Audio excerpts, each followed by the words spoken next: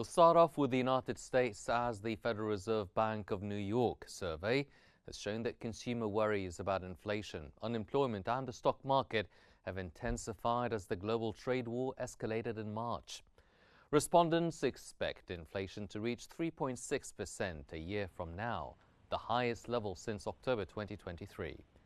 Concerns about the labor market have surged, with the probability of a higher unemployment rate rising to 44%, the highest since April 2020. Additionally, only 33.8% of consumers expect the stock market to be higher a year from now, the lowest since June 2022. While five-year inflation expectations edged down to 2.9%, food prices are anticipated to rise by 5.2%, and rent expectations increase to 7.2%. Gasoline prices are expected to rise by 3.2%, a slight decrease from the previous month. U.S. President Donald Trump has announced that he will reveal the tariff rate on imported semiconductors within the next week, indicating flexibility for some companies. This move suggests that the recent exclusions of smartphones and computers from tariffs on China may be temporary. Speaking aboard Air Force One, Trump stated that they want to make their chips and semiconductors and other things in their country. He did not confirm whether smartphones would remain exempt, but emphasized the need for flexibility. The chair now directs the Sergeant at Arms to restore order. South Korea's acting president, Han Duck-soo, has stated that U.S. President Donald Trump appeared to have directed talks on tariffs to begin immediately with South Korea, Japan and India.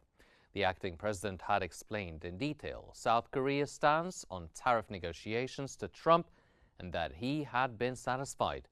Han said during a meeting of the Economic Security Strategy Task Force. Han also expected a video meeting between the U.S. and South Korean officials on the proposed Alaska liquefied natural gas project soon. Earlier, South Korea has shown interest in the Alaska liquefied natural gas project, which is part of Trump's bid to boost U.S. gas exports.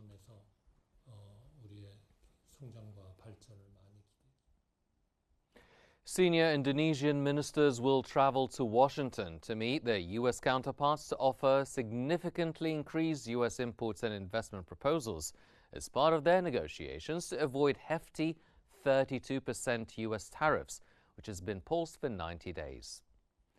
Suswonjo Mogariso, the senior official at the Coordinating Ministry for Economic Affairs, said a proposal to buy U.S. goods worth $18 billion to $19 billion aimed to cover the U.S. trade deficit with Indonesia.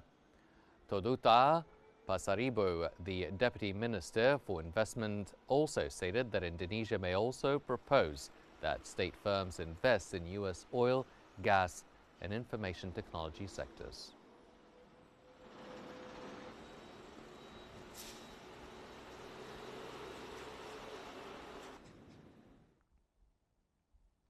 A government spokesman has revealed that Thailand's finance and commerce ministers will lead a delegation to the United States to negotiate relief from planned heavy tariffs. An advanced team led by Finance Minister Pichai Chunhavaria will depart for the U.S. on Thursday to meet with private sector groups. Commerce Minister Pichai Naripathapan will join the delegation later. The Thai officials expect to engage with U.S. government representatives on Monday, April 21st. Thailand is currently facing a 36% tariff under U.S. President Donald Trump's trade measures and hopes to utilize a 90-day pause on the levies to prepare an appropriate response.